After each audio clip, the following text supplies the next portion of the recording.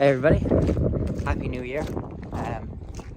Today's video is actually being recorded on the 31st of December, last day of the year.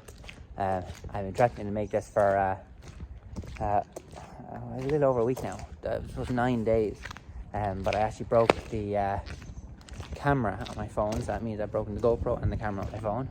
Somebody must be trying to tell me something.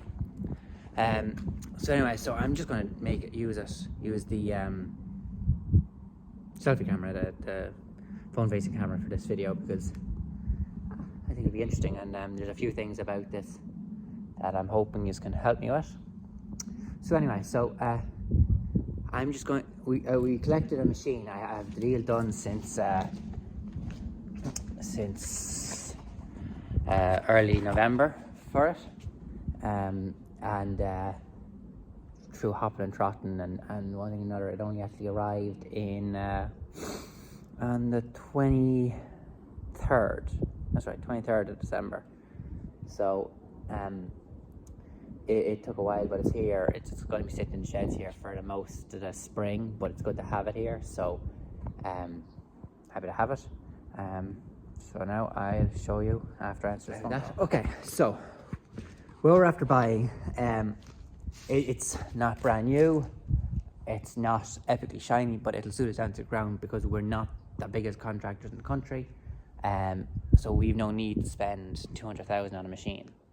But what we're after buying is a Volvo. Now it's not on it at the moment, but we have bought a book rig for it as well. We're after buying ourselves a Volvo. You can see if we can see it. The reverse camera's not helping. It's a Volvo L60E. It's what we're after buying, and it's come with a Pro Dig front buck rake, and very nice machine. And the reverse camera isn't working, so if you give me 2 secs, I'm gonna go try and source the front camera. The problem is the glass broke and now it's all full of dust, so I'm just going to blow it out quickly and see if it makes a difference. Okay, so the camera is not absolutely amazing, but it's better than it was.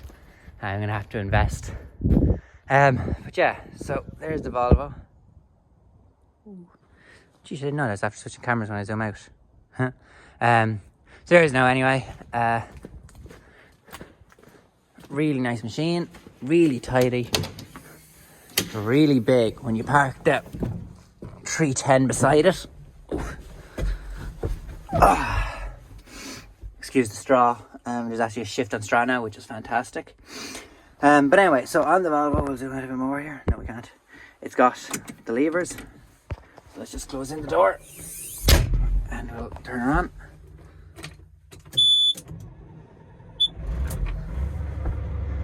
Okay, so it's on the levers. So let's see how far. Oh, radio works. No, does it? No. I can figure out. Yeah, radio works. Anyway, okay. So I'm gonna try to pull it back like this, so you can see I'm pulling this lever, and then I'm pulling this lever. So this one is for the up and down, and this one tilts in and out, and then this is the third function for the lock pins. As probably a lot of you have heard me say it before, I grew up on a joystick. I always would have liked the joystick, but everybody swears by these, so we'll give it a try.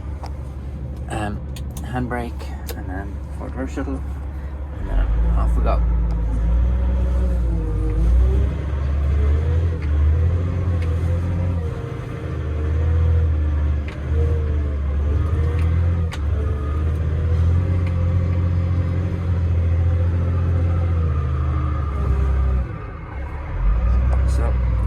Here is the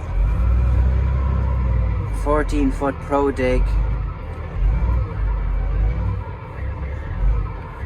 Jeez, I didn't realise it was going to be difficult to do without that. Go. Now switch to reverse. The radio is still on. There we go. Okay.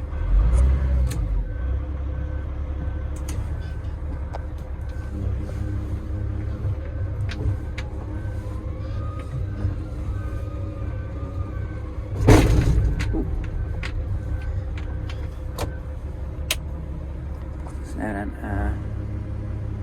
think that way locks the pins.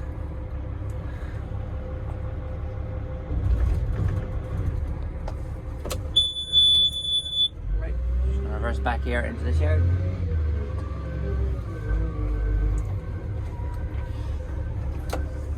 Now, I'm back on.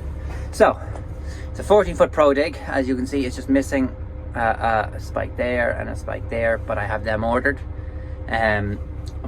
Bought this machine off Leinster Farm Machinery up in Meath. Okay, so I'm going to just try to zoom in here and see now. Can you see it? So that's the pin. Oh, sorry, I have to flick this switch and then I can lock the pin in.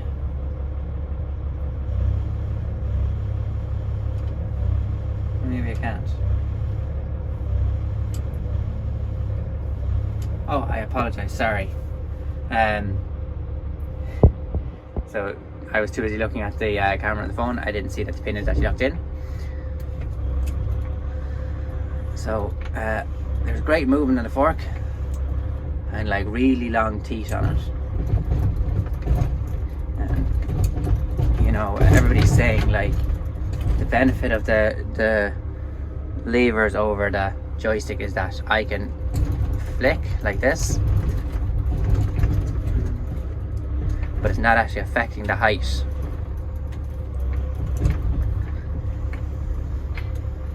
So anyway, then the next thing is people are saying that a 14-foot is too big for this machine. Now, we went for the L60 for a simple reason that there's a lot of pits we work on that are long and awkward. So we are carrying grass the full length of the pit. So we're not doing a huge amount of bulldozing or shoving. So to have a lighter but powerful machine, and this machine is still very heavy, don't get me wrong, but to have it that's not as heavy as an it's the same power as an L70 but not as heavy as an L70, so it can carry the load the length of the pit instead of shoving it. So the 14-foot was the better option than the 12-foot. So Leinster had a 12-foot and a 14-foot, so we went with the 14-foot. I'll turn it off and we'll get out of the cab here and have a talk. Ooh. Oh, gotcha. Okay. Now, it is still quite a big machine. So to say it's smaller than an L70, I'd be afraid to see how an L70 would survive in our yard. Here's the fork. It's 2020. Folding 14-foot. There's big tires on it. I think they're 750s, are they? Yeah, 750 tires. Auto greaser. A lot. It needs a wash. It's been getting dirty here in the yard for the last week or so. Just been moved from shed to shed. So we're thinking about putting twin wheels on it. Haven't fully decided yet. Good chance they'll appear, but I won't swear to it. And then we get up here into the Volvo, and there's still a few things I'm unfamiliar with. How the soft ride on it works. Also there's a few other bits and pieces. The locking system. I know that no, this is a lock. This locks the joysticks in. And this is a forward reverse switch, but I can't seem to get it to work. So I'm not sure whether it's not actually hooked up or whether it's a button. Somebody said I have to press a button, but I'm pressing this button and it's not making a difference to it. That's the horn, so that doesn't make a difference. But air conditioning works.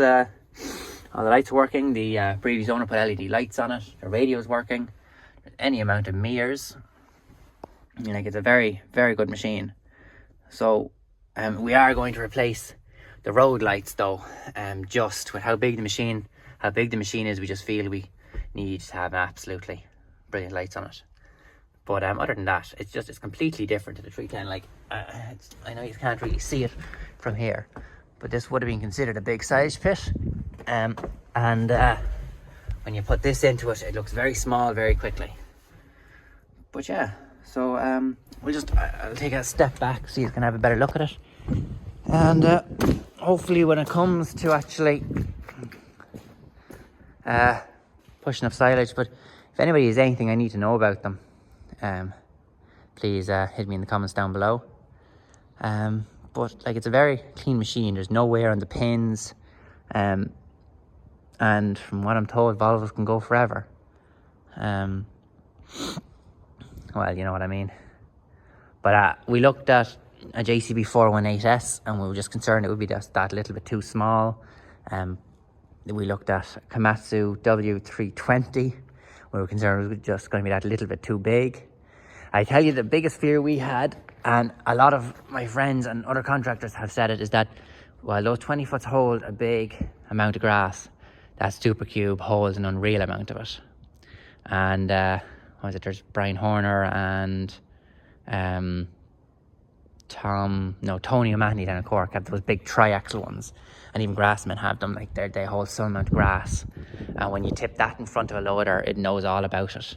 Like, I think it takes 12 scoops of the 310 and 10-foot fork to clear that Super Cube. Now, of course, we're hoping that 3 or 4 will clear it with this, but that's the intention. We've been running a tractor. I think I showed you the buck rakes down below, but we were running the JCB and the buck rake. So the buck rake was shoving it up and rolling, and the JCB was then tidying and rolling, and it was doing a great job. But the problem was then we were short on tractors, we were short on drivers, and then not every pit is big enough for 2 machines of that size. So the hope is now this one machine will cover it all. Hopefully, we'll see. But like you can see it for yourselves, it's a very, very clean machine. Just needs a wash, of course, but everything is tight, all the panels are good. So that's the story anyway. Okay, so the other thing was then that I've gotten 2 or 3 comments over the last couple of months, just people saying to give them machinery tour because they don't actually know what's here and what's not. So I was waiting until everything's in the yard, and things are near enough to everything being in the yard now. There's a few things I'm still waiting for, but they won't be here for a couple of months. So what I was going to say is, if you want a machinery tour, just let me know down below, and I'll see if I can get one done in January. Or if you'd rather wait till the summer when everything is clean, not clean, but active, let me know that too. But in the meantime, Happy New Year. Hope yourselves, your friends and your families all have a great and prosperous new year, and hopefully we'll be talking to you then.